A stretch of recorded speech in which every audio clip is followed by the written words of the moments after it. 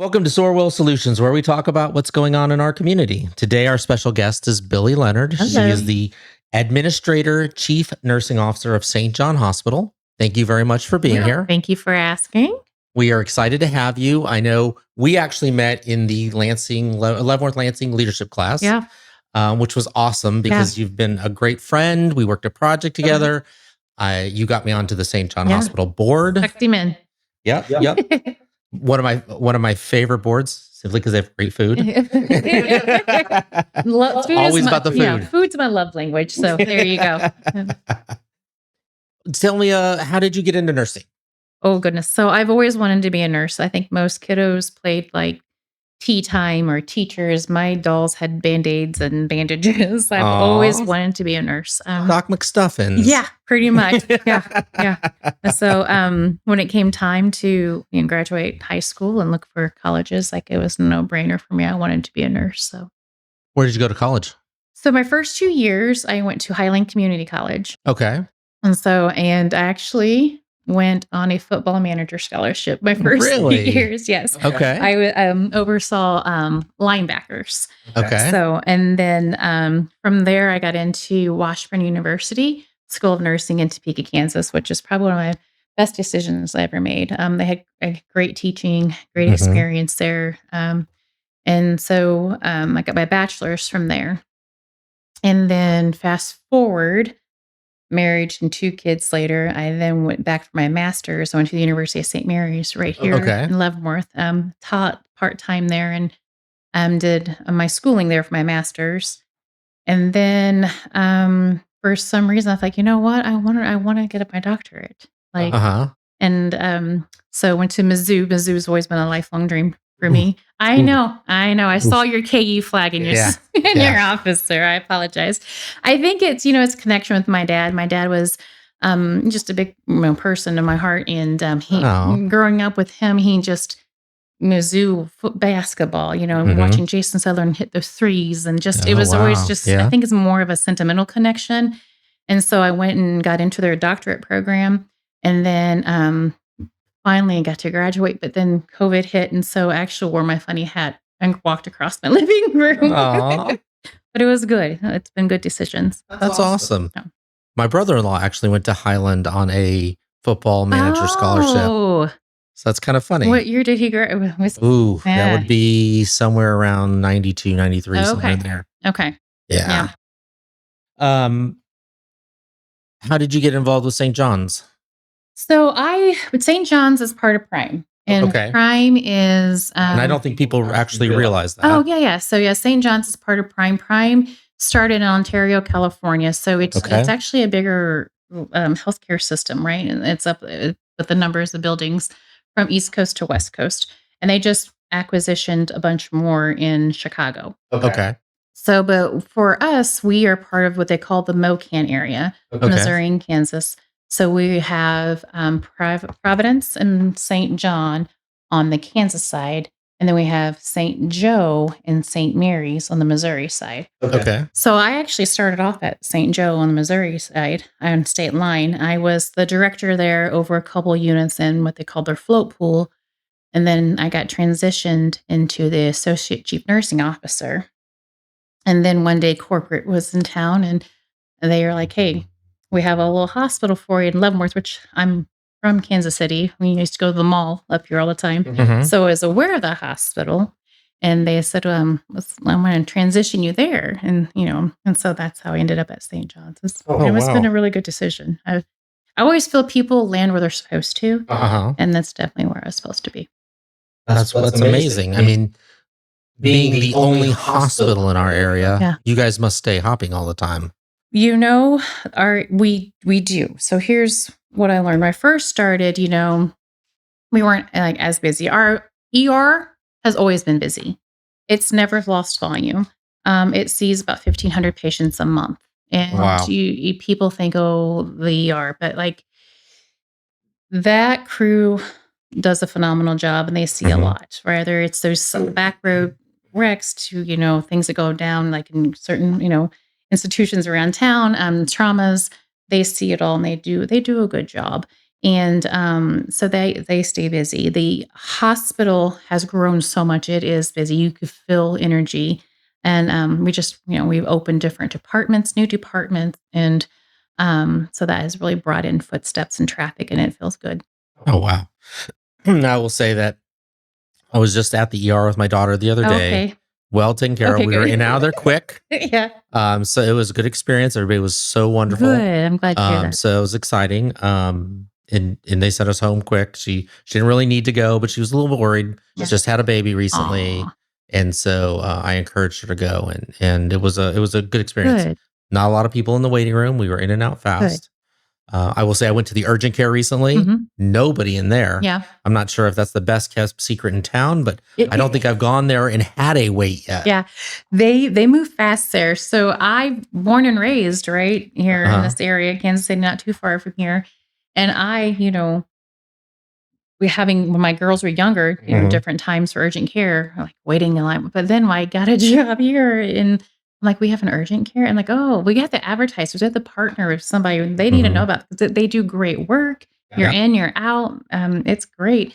But that has gotten better. So we have partnered with different places around the area.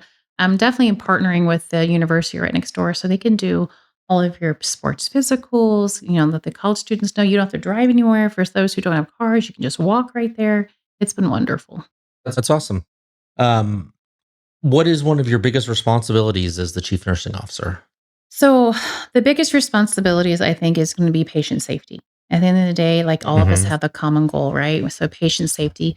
And then that has to be tied to the other part of me is going to be like my staff culture, staff, happiness and staff, Sure. make sure they're okay, right? They have to be good so they can take good care of patients.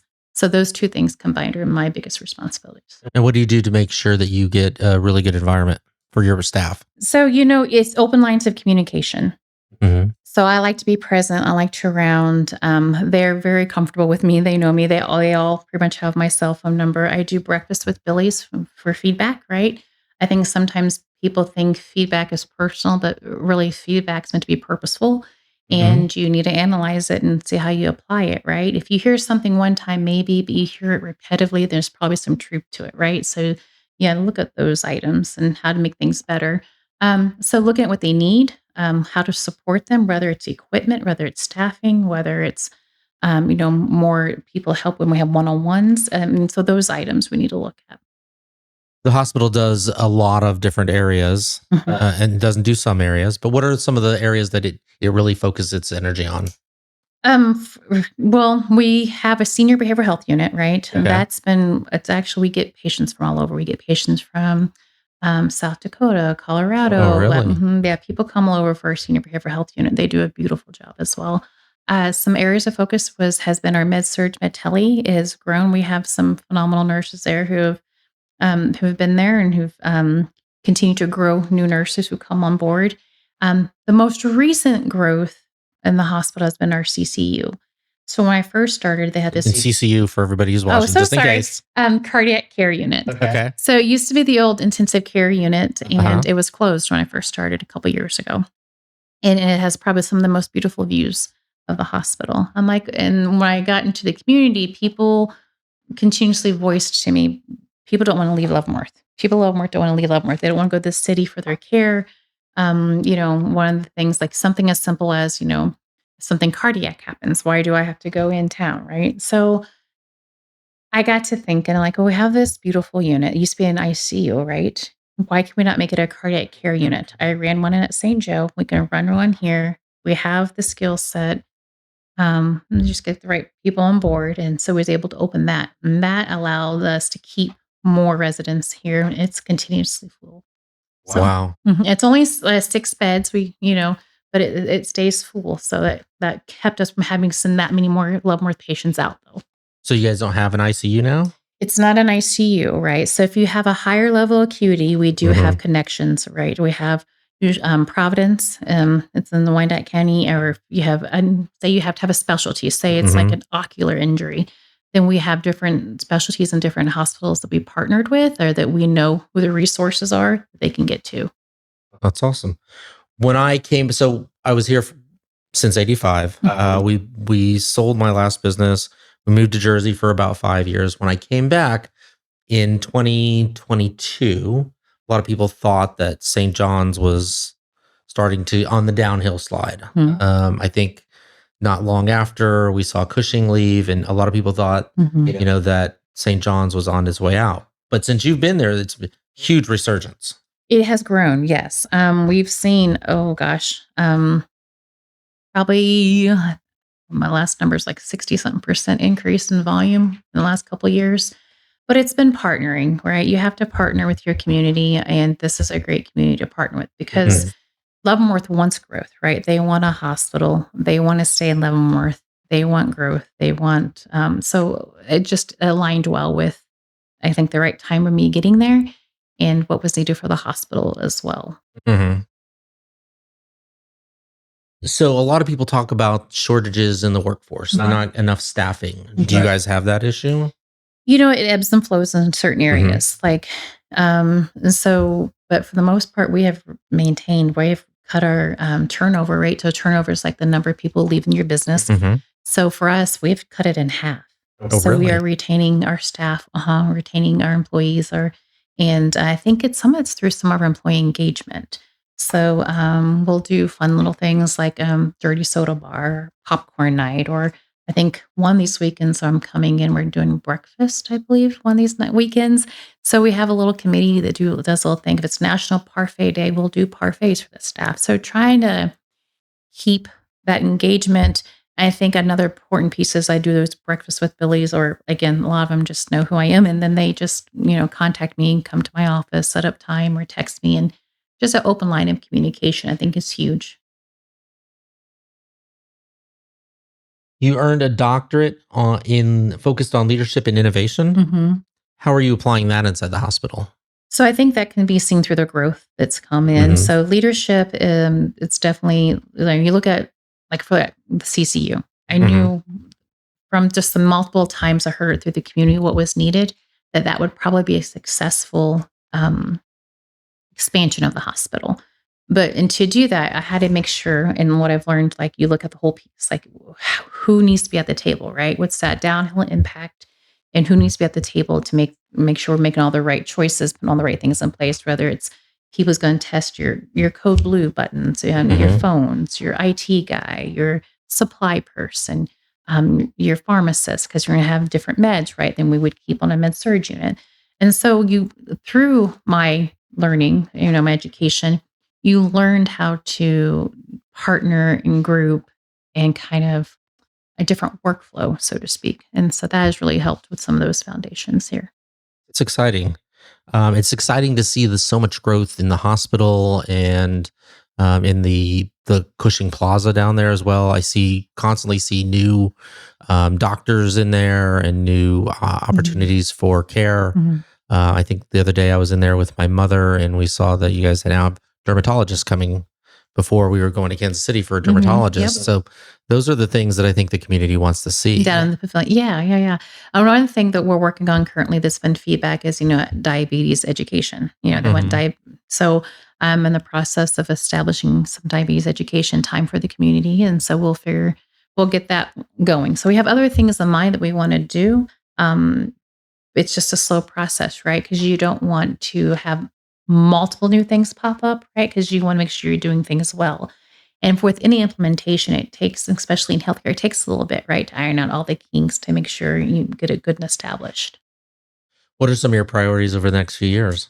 I would like, again, the diabetes things to come, and then also ortho. I get lots of questions about orthopedic. We have a great outpatient surgery space, and that's probably some opportunity there. So I think getting an outpatient ortho surgeon here with the military and just the sports. And I think we have the opportunity in the prisons as well with like shoulders and stuff, just some quick outpatient things. I think that's a huge opportunity for the St. John Hospital. What's some of the newest technology you have there that you're using? So technology wise, we all transitioned to Epic, which is it's been about a year or two now since and but ironing those out still. You Mhm. always find little new things, but it's electronic health record. That's been our biggest thing, and then how that can interface with other items as well. I think outside of technology, though, like probably our newest thing of processes has been leadership grounding. And what that means is all leaders come over one day because I have some shared leaders with other of the MOCAN, right? Okay. Providence, and they come over and they round and see how things are going with patients. So it's kind of nice because your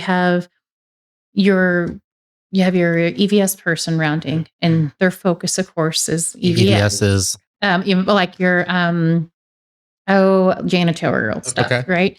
So they come in and they focus on that, right? And then you have your cafe people and they focus on the food. Pharmacy, well, do they talk to you about your medications?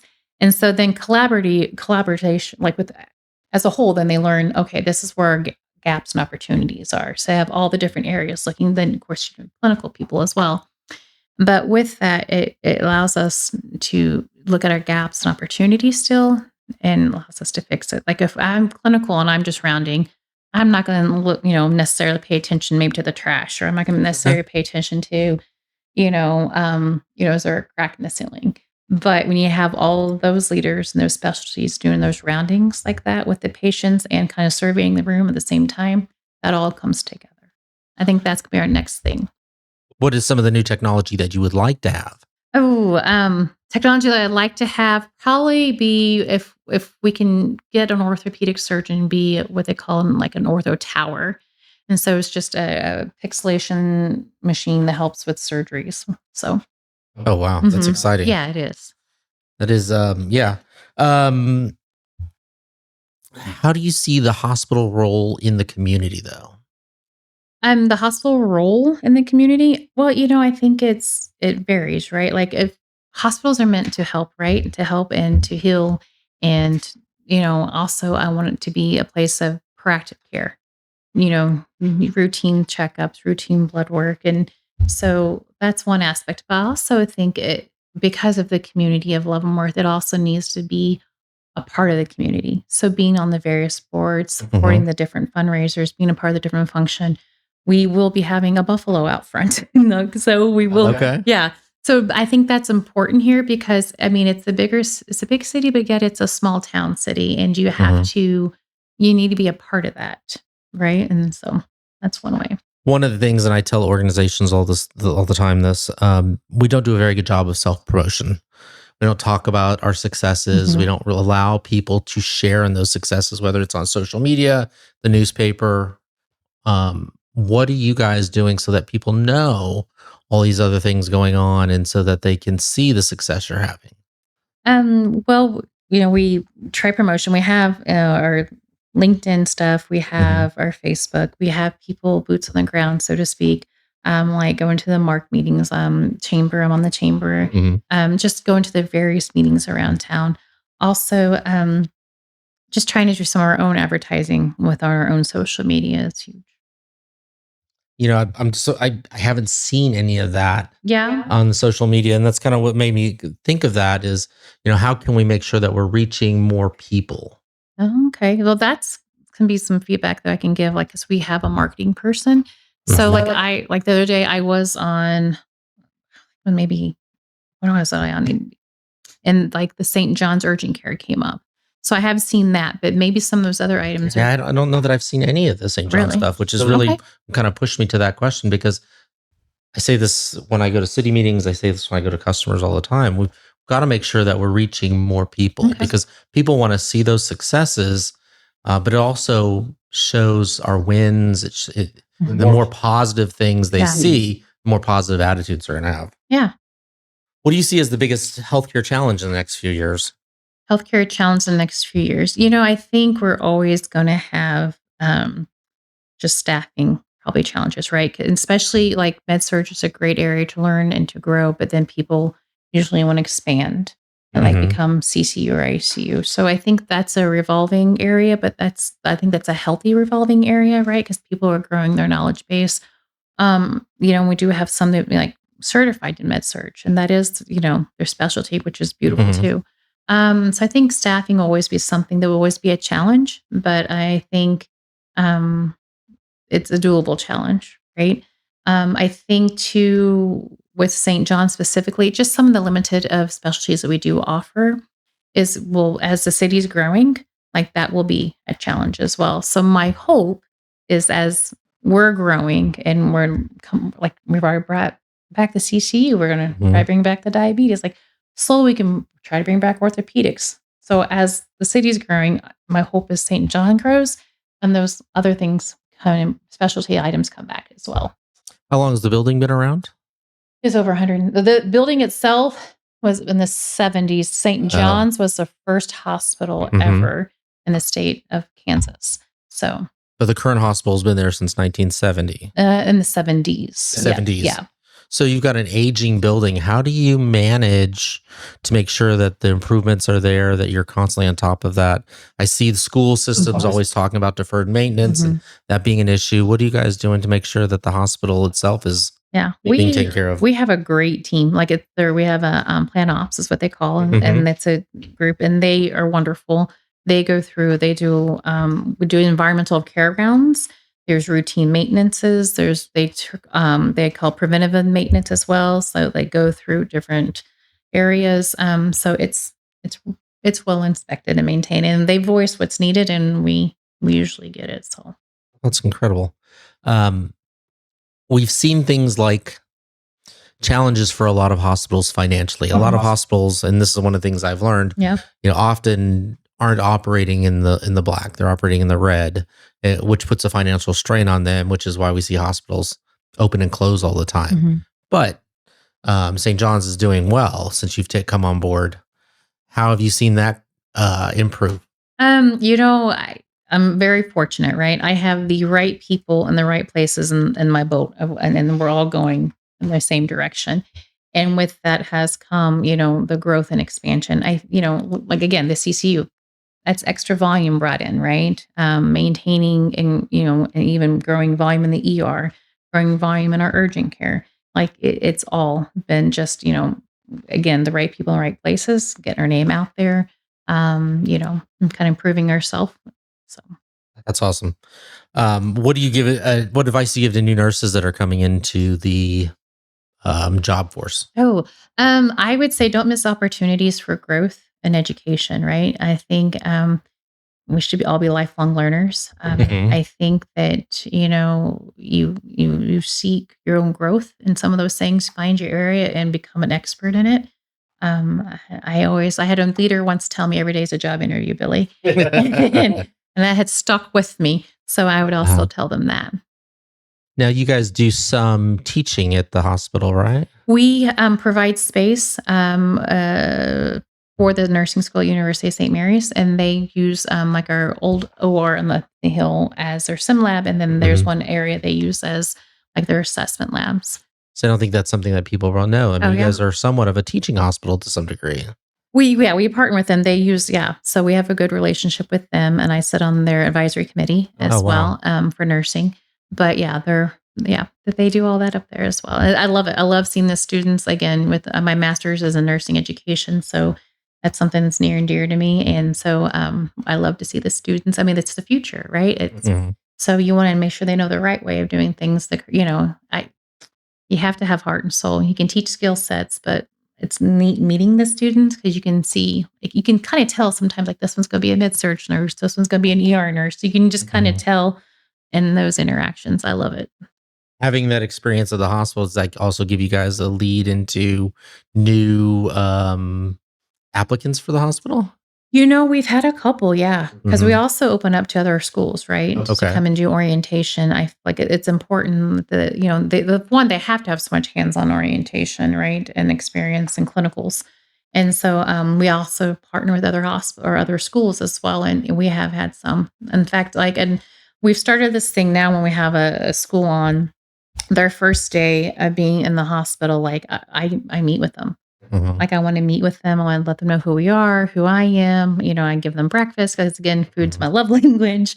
And then midway through, we meet with them again at lunch. Like, okay, how's it going? Give us the feedback because we're not perfect, right? Sure. And everyone has growth and opportunity. And as a student, what does it look like coming from you, right? And then on their last day, we do dessert and coffees and teas, and we talk about, okay, how did it go? What are your thoughts? What are your plans? And then here's the biggest thing is like, I'm always going to be a resource for the nursing students, no matter where you go or end up. I've had great mentors, right? And if people need somebody to bounce things off, or hey, what do you think about this? Like, I'm happy to be that person. Exciting.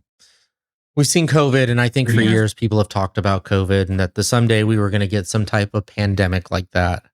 Yeah. From a healthcare standpoint, what concerns you the most from a healthcare perspective, that things that we need to be aware of in the future? And this is completely off the cuff. I didn't prepare you for this one. Wow, Joe. So I'm kind of just throwing this one out there because I think people are, they're worried about another COVID. Yeah. What from a healthcare standpoint, what do you think we really need to be concerned with?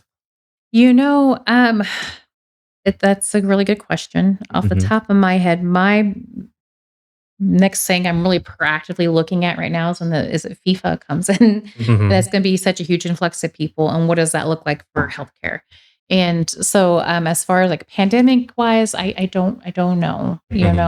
I think we learned a lot from the previous one of how we handled it, like the good and the bad, right? And which will help build if that comes back around, right? We've learned a lot. But as far as healthcare and like influx of healthcare locally for me, it's gonna be the FIFA and what that looks like for our community. Because even though we're 20 minutes away from where they're going to play, it's such an influx of people. I think the whole area is going to fill it in some way, shape, or form. It's exciting. Yeah. Okay, we're gonna shift gears here. Okay. Before we do, I always talk about try to wear a shirt supporting one of our local nonprofits.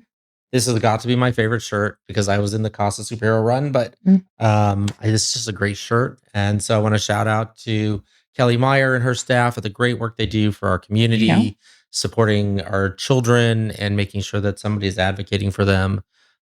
So please, if you have a heart to find us something to support, consider Casa. And they're a great organization. But now we're going to shift into rapid fire questions. Also, we're going to learn about Billie Leonard. Good luck, everybody. What was your first job? Babysitting. Okay. Yeah. How old? 12, 13. Yeah. Okay. I was young. First real job.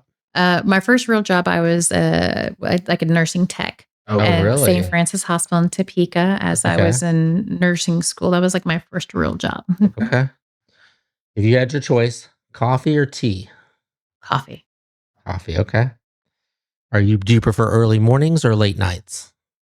Depends on the day of the week. No, I think I've learned to appreciate early mornings. Okay. I have too. I have learned the calm, the beginnings, the day. What's something you always keep in your bag at work in case of emergency? My Tide pen, because I'm a mess. Okay. What's the best advice you've ever received from a mentor? Never say no. Oh, okay. Yeah. Good. One healthcare myth you wish people would stop believing. A healthcare myth people will stop believing. People rub Vicks on like shots and everything. Like, just let it be, guys. Leave that be. Okay, so I heard the other day, now that you bring this up, you should not use hydrogen peroxide on wounds anymore. I've heard that too. Only soap and water. People still use that, but they still sell it. So I heard that in the emergency room at St. John Hospital. That's correct. That's correct. Yeah, no, I see people with Vicks. My mom's one of them. We had Vicks on everything. You had a sunburn, you got Vicks or vinegar. That was like my only medicine cabinet growing up. What's your go-to comfort food? Mashed potatoes. I love potatoes. Wow. Yeah. If you weren't in nursing, what career would it be? Law. Law. I would love to be a lawyer. You're an attorney now. I would love it. Yeah. Okay. Yeah. Okay. I like how they speak and they carry themselves. Like, it's just, I don't know. And you help people. I don't know. That would be I went to Washburn, right? So there was nursing school and they had a great law school. And I chose nursing. I've always wanted to be a nurse, but yeah. What song always puts you in a good mood? Into the Mystic. Okay.